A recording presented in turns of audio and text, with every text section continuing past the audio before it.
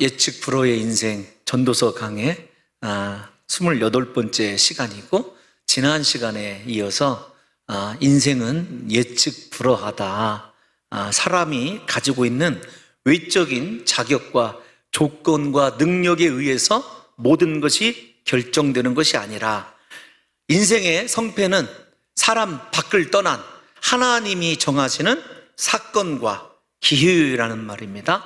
때에 따라서 그렇게 결정이 되게 된다는 거죠. 그래서 우리에게 인생은 어떤 능력을 구하고 자격을 구하는 그런 인생이 아니라 내가 하나님 앞에 어떤 모습으로 서 있느냐, 예수 그리스도와 내가 어떤 관계를 유지하느냐. 여러분들에게 지난 시간에 요한복음 15장에 있는 말씀을 통해서 예수님께서 우리의 인생의 나무이시고 우리는 그 가지입니다. 예수 그리스도 안에 있을 때 우리는 많은 열매를 맺게 됩니다. 그러나 예수님을 떠나서는 우리는 아무것도 할 수 없습니다. 여러분, 그 말씀을 우리가 심령에 새겨놓고 살아야 돼요. 그러함에도 불구하고 우리들이 구하는 것은 하나님과의 관계는 언제나 두 번이나 세 번째, 내가 능력을 더 갖추기를 원하고 더 사람들에게 주목받는 달란트가 많아지기를 원하고 남들보다 뛰어난 지혜와 명철이 있기를 원하는 것 아니겠습니까? 오늘 그 11절 12절 전도서 9장 11절 12절에 이어서 그 11절 12절이 실제적으로 한 예를 통해서 우리에게 또다시 인생은 진짜 예측 불허하다라고 하는 것을 입증해 주는 그런 시간이에요. 오늘 이 본문 또한 우리가 이 본문을 읽어보시면 언제나 우리 삶이 하나님에 의하여 결정됨에도 불구하고 하나님을 계산에 넣기를 싫어하는, 아마도 예수 그리스도를 믿는 믿음의 사람들에게 권고하는 것 같아요. 그래서 설교를 듣기 전에 우리 사랑하는 성도 여러분들에게 늘 듣는 이야기지만 정말로 내 삶의 우선순위는 하나님인가? 하나님만이 나를 높이실 수 있고 하나님만이 내 인생의 해답을 가지고 계시고 하나님만이 나를 도우시는 자요, 능력 있는 자요, 방패시라고 진실로 믿고 있는가라고 하는 것을 저와 여러분들이 이 말씀을 통해서 다시 한번 점검해 보았으면 좋겠어요. 13절 우리가 읽은 말씀은 조금 원문의 번역에 충실하지 못한 번역 같습니다. 그래도 일단 한번 읽어볼게요. 시작. 내가 또 해 아래에서 지혜를 보고 내가 크게 여긴 것이 이러하니. 저도 이해 못합니다. 저렇게 말씀을 읽으면 이해를 못해서 원문을 찾아봤어요. 히브리어 원문을 찾아보고 여러분들에게 그대로 번역 직역을 해드리도록 하겠습니다. 또라는 말은 뿐만 아니라 라는 말이더라고요. 뿐만 아니라 내가 이것 곧 바로 지혜를 발견하였다. 다시 읽어드리면 뿐만 아니라 내가 지혜를 보았다는 말이 아니라 발견하였다. 그리고 나서 뭐라고 이어지냐면 그리고 그 지혜는 나에게 크게 중요하였다. 조금 의역을 해드리면 나는 인생의 가장 중요한 지혜를 해 아래서 발견하였다라는 내용입니다. 그렇게 의역을 할 수가 있어요. 그렇다고 한다면 솔로몬이 발견한 크고 중요한 지혜, 해 아래서 바라봤던, 발견하였던 참 이상하리만큼 놀라운 지혜는 어떤 것이냐, 여러분 그것을 우리가 생각해 보는데 그 지혜 자체에 힘을 주어서는 안 돼요. 이상한 사건이라고 이야기해도 괜찮습니다. 내용은 이렇습니다. 어떤 거냐면 사람이 충분히 살 기회가 있었는데 그 살 기회를 눈에 보이는 것 때문에 멸시하더라, 이런 말입니다. 우리가 9장 11절 한번 볼까요? 우리가 갖고 싶어 하는 것. 자, 빠른 경주자가 되기를 원하죠. 용사가 되기를 원하죠. 싸움에서 능하기를 원하죠. 언제나 재물을 얻을 수 있는 지혜로운 자가 되기를 원하고 명철한 자가 되기를 원합니다. 거기에다가 모든 사람들에게 인정을 받을 만한 지식 있는 사람이라고 높임받기를 원해요. 저 11절을 뭉뚱거리면 그런 말이에요. 그런데 저렇게 사람들은 눈에 보이는 것만 추구하고 좋아하고 그것에 의하여 보이지 않는 중요한 것을 잘못 판단할 수가 있어요. 그런데 하나님이 뭐라고 말씀하셨냐면, 그렇다고 해서 은총을 입는 것이 아니다, 그렇다고 해서 아니다라는 말이 참 반전이에요. 그러니까 빨리 달린다고 목적지에 선착하는 것도 아니다, 용사를 하고 싸움에서 백승하는 것 아니다, 지혜자라고 해서 음식물을 얻는 거 아니다, 명철이 있다고 해서 돈을 잘 버는 거 아니더라, 지식이 많다고 해서 사람들에게 은총, 그러니까 인정받고 추앙받는 것이 아니더란 말이에요. 그러면서 뭐라고 얘기하냐면, 인생은 그런 것들, 앞에서 얘기한 그런 조건에 의해서가 성패가 달려있는 것이 아니라 시기와 기회라고 하는 하나님의 때와 하나님이 만들어내시는 우연 같은 사건에 의해서 인생이 기가 막히게 대반전을 이루더라는 것이에요. 그러니까 여러분, 우리가 삶에서 중요한 것이 어떤 것입니까? 빨리 달리지 않아도 괜찮아요. 지혜가 부족해도 괜찮습니다. 용서가 아니어도 괜찮아요.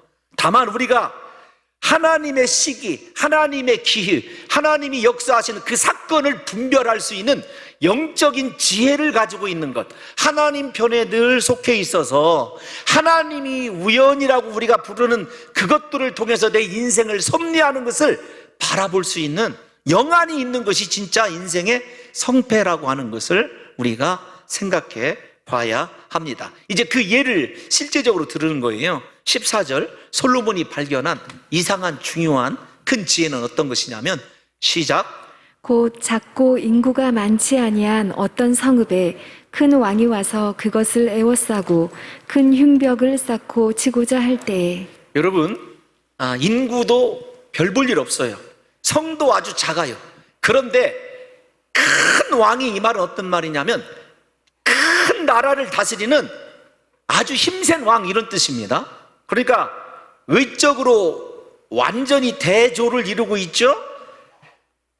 이렇게 얘기를 할 수 있을 것 같아요. 어떻게 나라로 표현하기는 참 어렵지만, 미국이라고 하는 강대국이 손바닥만한, 예를 들면 코스타리카나 이런 데를 지금 침공하려고 다 간다는 장면을 좀 생각해 보세요. 그런데 여러분, 그것을 에워싸다, 흉벽이라고 하는 단어를 우리말로 보면 실제적으로 그렇지 않습니까? 고대의 전쟁에서 가장 유용한 전술이 어떤 것이냐면 토성을 쌓는 거예요.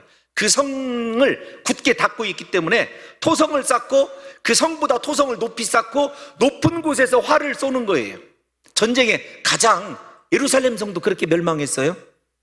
일단 어쨌든 여러분들에게 제가 들려드리고 싶은 이야기는, 저기 흉벽이라고 하는 단어가 그물이라고 하는 단어예요. 자, 잘 따라오셔야 돼요.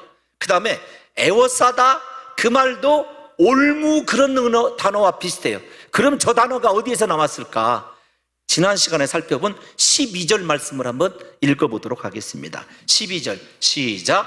분명히 사람은 자기의 시기도 알지 못하나니 물고기들이 재난의 그물에 걸리고 새들이 올무에 걸림같이 인생들도 재앙의 날이 그들에게 호련히 임하면 거기에 걸리느니라. 아멘. 아멘. 어떤 말이죠?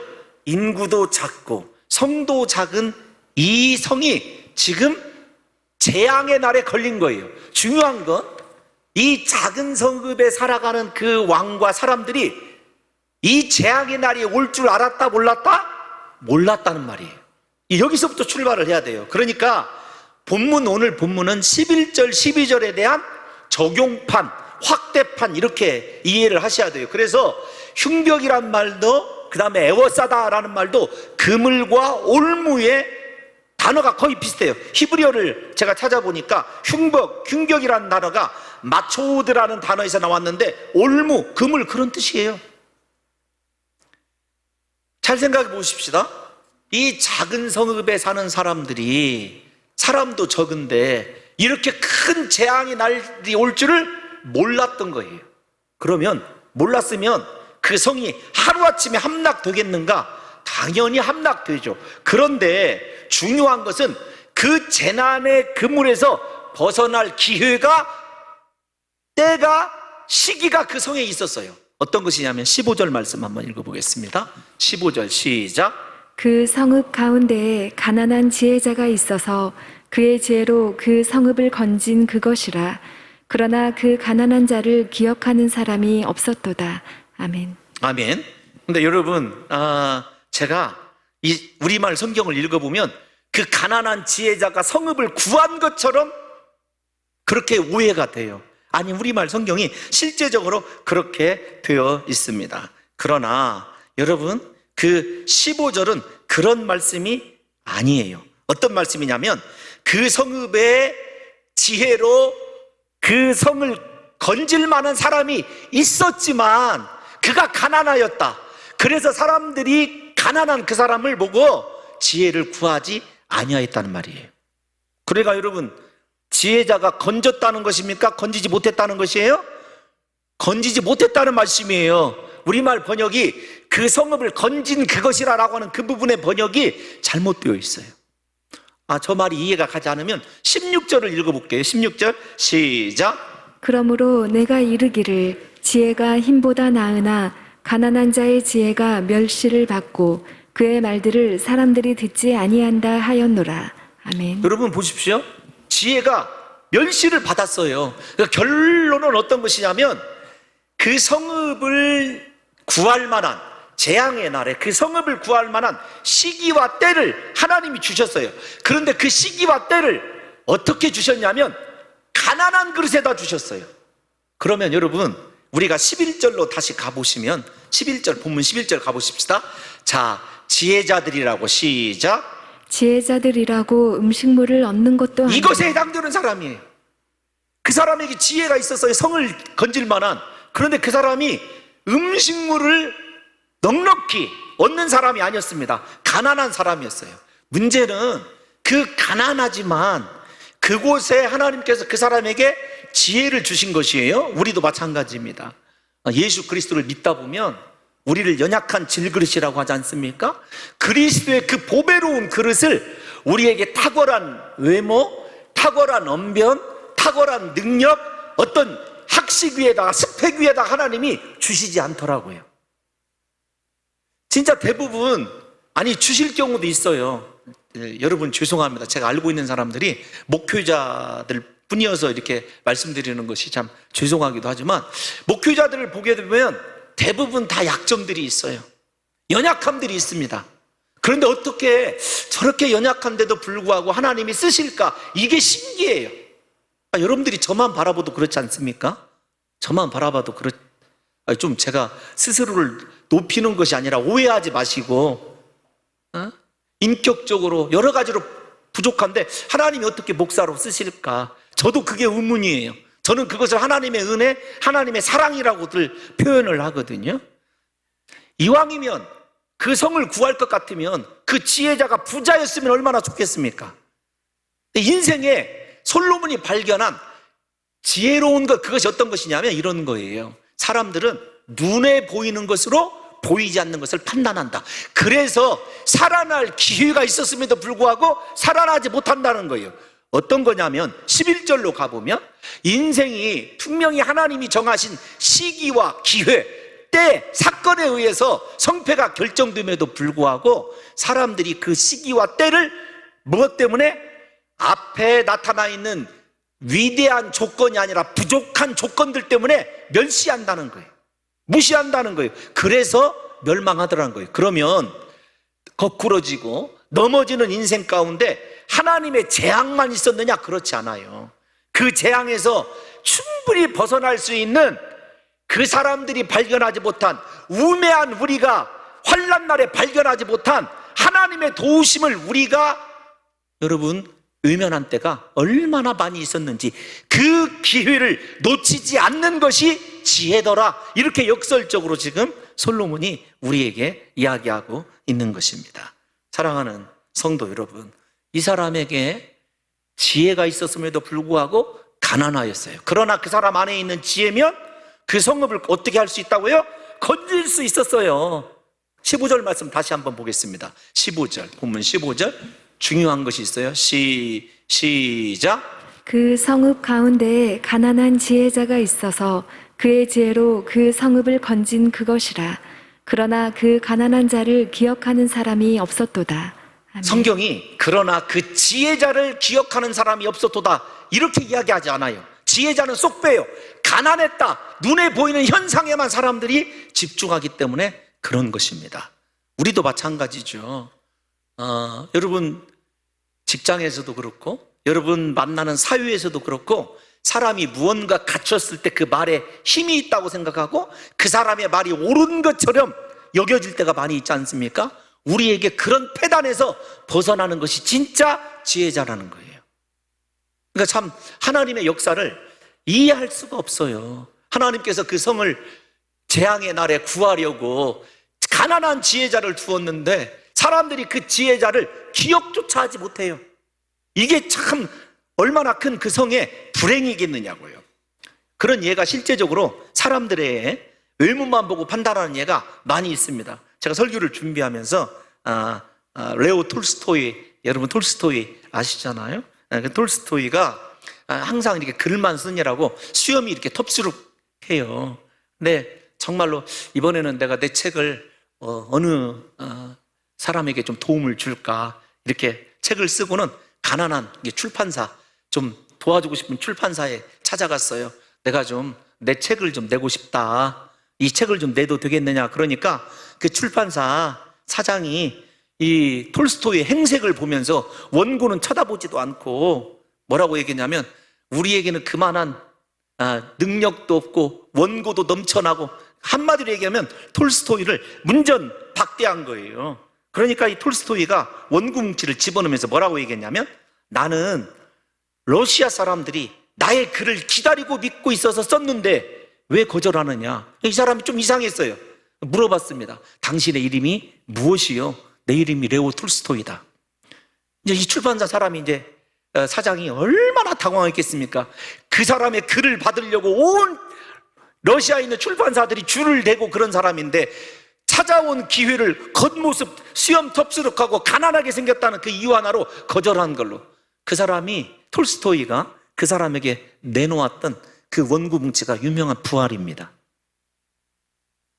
이런 얼마나 그 인생이 겉에 보이는 드러나는 것 때문에, 제가 이제 가끔 죄송해요, 가끔이 아니라 우리 그 아이들에게 미국의 유명한 대학교를 이렇게 보여줄 기회가 있었어요. 여러분 뭐 보스턴에 있는 유명한 하버드, MIT. 근데 여러분 하버드 대학을 가면 제가 꼭 생각나는 게 있어요. 어떤 것이냐면, 여러분 그 동부에는 하버드, 예를 들면 뭐 MIT, 그 다음에 아이비리그들이 있지 않습니까? 뭐 프린스턴부터 시작해서 많은 유명한 대학교들이 이렇게 있어요. 9개 정도. 서부에는 많은 주립대학 가운데서 가장 유명한 대학교가 스탠포드라는 대학교예요. 나중에 꼭 스탠포드라고 하는 대학을 가봤으면 좋겠어요. 우리 청년들이. 남은 꼭 한번 가보세요. 스탠포드라고 하는 대학을. 근데 이 스탠포드 대학이 세워지게 된 배경이 있어요. 제가 이렇게 다시 찾아보니까 이 스탠퍼드가 사람 이름입니다. 릴랜드 스탠퍼드. 그 다음에 그 부인 이름이 제인 스탠퍼드인데, 아들이 하버드 대학교를 다녔어요. 하버드 대학교에 다닌 아들을 데리고 아프리카 여행을 갔다가 아들이 죽게 돼요. 여행지에서. 그 아들이 하버드 대학을 너무 사랑하거든요. 그래서 어느 날 그 뭐 캘리포니아 서부에 있는 사람들이 멀리 동부에 약간 행색이 초라한 몰골로 찾아가서 총장을 만나기를 원했어요. 왜 만나기를 원했냐면, 자기 아들이 사랑하는 그 학교에 그 필요한 모든 것들을 지어주기 위해서. 근데 문제는 무엇이냐면, 그 찾아온 겉모습을 보고 이 총장의 비서가 기다리게 하는 거예요. 총장이 바쁘다. 그러니까 여기 나와 있는 릴랜드 스탠퍼드가 끝날 때까지 내가 기다리겠다. 그러니까 이제 끝까지 기다릴 태세니까 어쩔 수 없이 만나게 해줬어요. 근데 총장이 행색을 보면서, 아니 여기를 뭐 들었냐, 우리 아들을 위해서 기념하기 위해서 내가 좀 뭔가 해주고 싶다. 그러니까 그 총장이 무시하면서 이렇게 얘기했어요. 이 학교 건물 하나 짓는데 책을 찾아보니까 750만 불 정도 들어간다. 당신에게 그 돈이 있느냐? 무시를 하고 멸시를 했어요. 그러니까 여러분, 제인 스탠퍼드 부인이 뭐라고 얘기했냐면, 아니 학교 하버드 대학교를 짓는데 750만 불밖에 안 해요? 여보, 그냥 우리가 가서 우리가 농장에다 집시다. 그게 스탠퍼드 대학이에요. 가보면 비교할 수가 없어요. 외형적인 것은. 실력도 그렇고요. 세계적인 명문으로 키워냈죠. 나중에 그 총장이 그 일을 알고 자신의 일생의 가장 후회스러운 결정, 사람이 그렇게 외적인 것을 보고 판단하는 경우가 많이 있지 않습니까? 우리 학생들에게 조금 도움이 될까 싶어서 했더니 역시나 뭐 스탠퍼드가 무슨 소용이 있겠고 하버드가 무슨 소용이 있겠습니까? 나는 자련다. 주여. 여러분, 오늘 이 본문이 이야기하는 게 우리에게 진짜 지혜는 두 가지를 깨닫는 거예요. 하나님은 우리에게 그분의 귀중한 것을 주실 때, 예수 그리스도의 은혜와 능력을 주실 때 우리가 교만하고 자만하고 하나님을 잊어버리지 않도록 연약하고 보잘것없는 그릇에 주실 수 있다는 거예요. 두 번째, 어떠한 경우에라도 하나님은 재앙과 그것에서 벗어날 수 있는 길을 함께 주시는데, 영적으로 하나님과 분명한 관계를 맺지 못하면 하나님이 벗어날 수 있는 기회와 사람을 주셨음에도 불구하고 벗어나지 못할 때가 많이 있다는 것을 우리 사랑하는 성도 여러분들과 제가 아셔야 된다는 것입니다. 그래서 여러분, 우리가 이 15절에 나와 있는 것을 보게 되면 참 인생이 가난한 것만 기억해요. 지혜자라고 하는 것을 잊어버리지 못하죠. 그 사람이 가난하지만 지혜자라는 것을 기억했다면 건짐 받았을 거예요. 그래서 솔로몬이 16절에서 이렇게 탄식하고 있습니다. 16절 한번 읽어볼게요. 시작. 그러므로 내가 이르기를 지혜가 힘보다 나으나 가난한 자의 지혜가 멸시를 받고 그의 말들을 사람들이 듣지 아니한다 하였노라. 놀라운 사실이죠. 참 건진받을 수 있는데 지혜자인데 겉으로 드러나는 가난함 때문에 그 지혜가 멸시받았다는 것입니다. 사랑하는 성도 여러분, 가난한 자의 지혜면 큰 왕을 이길 수가 있었어요. 그러나 그 지혜를 멸시하고 듣지 아니하였기 때문에 그 성이 망한 겁니다. 그러면 잘 보십시다. 여기서 하나 짚고 넘어가야 돼요. 그 성이 망한 이유가 뭐 때문에 망한 것입니까? 왕이 쳐들어왔기 때문에 망한 것입니까? 자신들에게 영적인 분별력, 진짜 하나님이 주신 귀중한 것을 발견하지 못해서 망했을까요? 우리가 왜 넘어질까요? 우리가 왜 실패할까요? 외적인 환경 때문에, 내가 가지고 있는 조건의 불합리 때문에? 아닙니다. 하나님과의 관계에 있어서 분명히 하나님이 사랑하는 그 사람에게는요, 시험만 주시는 것이 아니에요. 재앙만 주시는 것이 아닙니다. 환난만 주시는 것이 아니에요. 피할 길도 주시고, 하나님께서 이미 우리 안에, 그리고 하나님께서 내가 의식하지 못하지만 분명히 그것들을 극복할 수 있는 능력을 주셨음에도 불구하고 우리가 그것을 발견하지 못하는 영적인 소경이 되어 있다라고 하는 것을 솔로몬이 우리에게 경고하고 있는 거죠. 그러니까 여러분, 어떤 상황 속에서도 절망하지 마십시오. 원망하지 마십시오. 무엇보다도 위기의 순간에는요, 하나님을 바라봐야 돼요. 주여 내 눈을 열어 주옵소서. 이 환난의 끝자락에 있는 하나님의 구원의 능력을 발견하게 해달라고 기도할 수 있는 자가 진짜 지혜로운 자예요. 분명히 하나님이 그렇게 약속해주고 있다는 것입니다.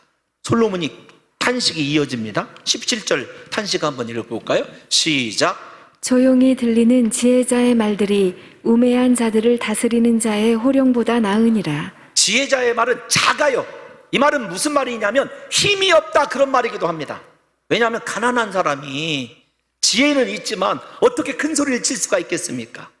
그렇지만 조용히 이야기를 해주죠. 그런데 그 지혜자의 말들이 분명히 우매한 자, 그 성읍을 다스리고 지혜자를 기억하지 못하고 가난한 사람이라고 기억했던 그 성읍을 다스리는 자의 호령보다 100번 나은 것 아니겠습니까? 그러니까 우리에게 무엇을 보라는 거예요? 사람이 가지고 있는 권력을 보라는 것입니까? 조용하고 낮고 희미하지만 지혜를 발견할 수 있는 능력을 키우라는 것입니까? 인생이 참 그럴 때가 많이 있더라고요. 저도 이렇게 이 말씀을 묵상하면서 뒤돌아보면 하나님이 제 인생을 바꿔놨던 시기들에 그 어떤 엄청난 사건이 있었던 것 아니에요. 아니, 엄청난 사건이 있었다 하더라도 오히려 그 사건 뒤에 있는 자그마한 일에 의해서 진로며 모든 것이 많이 변경되었다는 것을 생각할 때가 많이 있어요.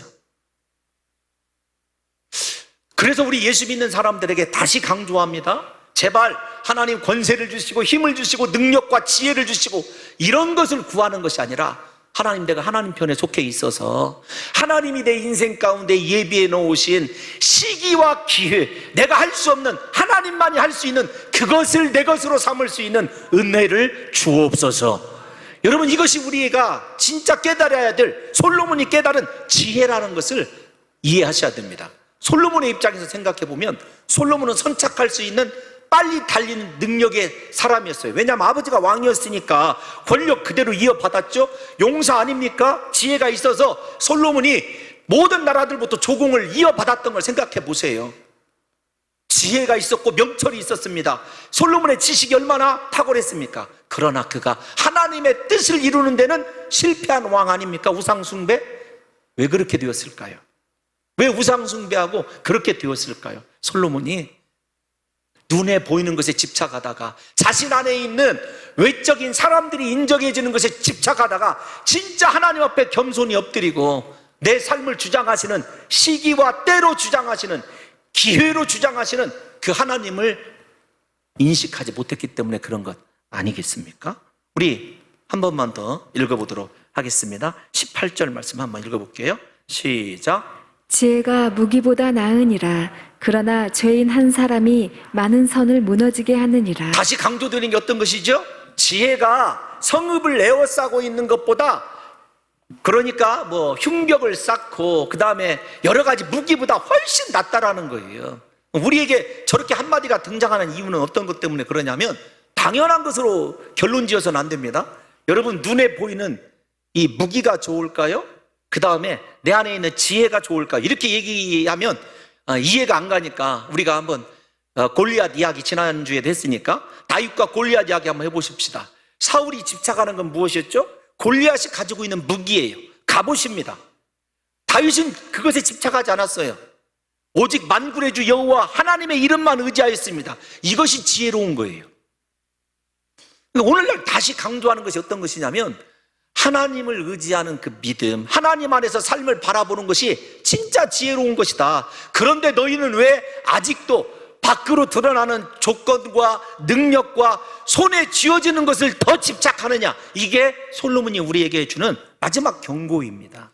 그런데 여러분, 이렇게 이야기를 하죠. 18절 다시 한번 읽도록 하겠습니다. 시작. 지혜가 무기보다 나으니라. 그러나 죄인 한 사람이 많은 선을 무너지게 하느니라. 아멘. 여러분, 죄인 한 사람이 많은 선을 무너지게 하느니라를 이렇게 바꿀게요. 우매한 두령이 그 지혜 있는 사람을 선택한 많은 백성들을, 그 성을 무너지게 했다.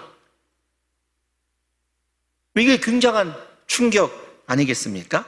이 말씀을 먼저 문자적으로 해석을 해보면 그런 거예요. 하나님과의 관계에 성공하지 못하고 그 작은 성읍에서 호령하는 위치에 있다고, 그 위치에 만족함으로 말미암아 지혜자를 멸시한 그 한 사람 때문에 온 성읍이 망했다, 그런 뜻이에요. 그러니까 여러분, 지혜 없이 다스리는 자가 되기를 원합니까? 아니면 가난하고 조금 볼품없어도 하나님이 주신 지혜를 가지고 많은 사람을 구원하는 사람이 되기를 원합니까?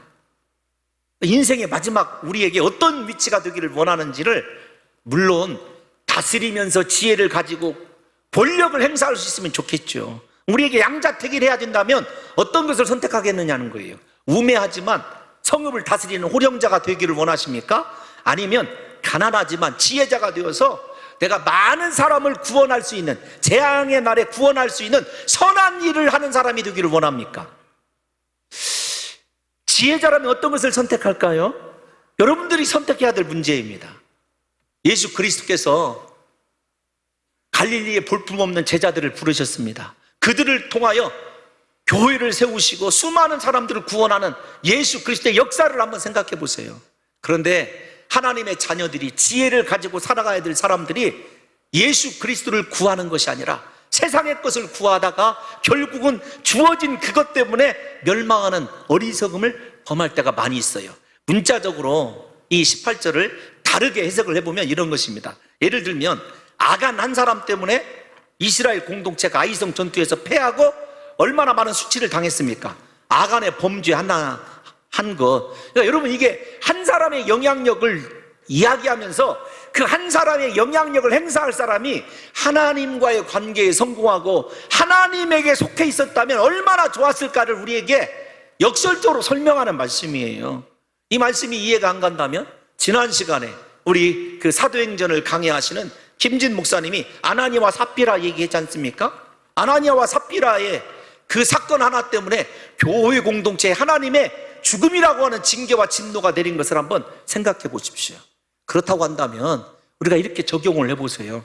나는 하나님의 선하신 지혜로 많은 사람들을 구원할 준비가 되어 있는 사람인가? 아니면 나는 내가 있는 지위에서 오히려 다른 사람들에게 악을 끼칠 수 있는 어리석은 자인가를 한번 생각해 보라는 것입니다. 사랑하는 성도 여러분들이요, 한 사람 때문에 공동체가 살기도 하고 죽기도 합니다. 그럼에도 불구하고 우리에게 나타나는 아이러니는 어떤 것이냐면 대부분이 죄가 선을 이긴다는 거예요. 선과 악을 구분하지 못하는 어리석음을 마지막으로 이 말씀이 책망하고 있는 것입니다. 왜 죄가 선을 이기고 거짓이 진실을 이길까요? 우리가 흔히 쓰는 말 있지 않습니까? 진실이 이깁니다. 예, 나중에 진실이 반드시 밝혀지게 되겠지만 밝혀지고 난 다음에 거짓에 의하여 고난당한 사람들의 삶은 얼마나 피폐해져 있고 황폐해져 있을까요?